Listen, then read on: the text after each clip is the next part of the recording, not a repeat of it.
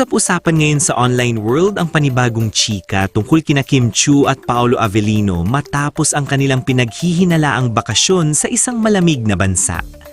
Ayon sa mga kumakalat na kwento, pagbalik ng dalawa sa Pilipinas ay dumiretso raw sila di umano sa iisang bahay, isang chikang lalong nagpainit sa imahinasyon ng Kim Pao fans. Wala mang malinaw na ebidensya o konfirmasyon mula mismo kina Kim at Paolo, mabilis pa rin kumalat ang naturang espekulasyon sa social media, lalo na at kamakailan lang ay napabalitang di umano'y magli-live-in partner na nga ang dalawa ayon sa ilang sources.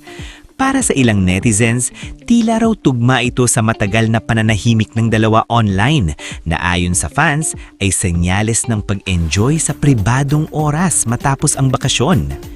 May mga taga-suporta rin na nagsasabing kung totoo man ang chika, wala raw dapat ikagulat.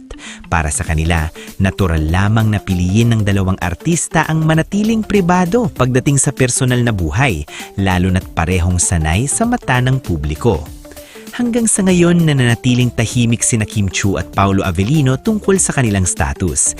Dahil dito, patuloy na umaasa ang fans na darating ang panahon kusa nilang ibabahagi kung ano man ang mais nilang ipaalam sa sarili nilang panahon.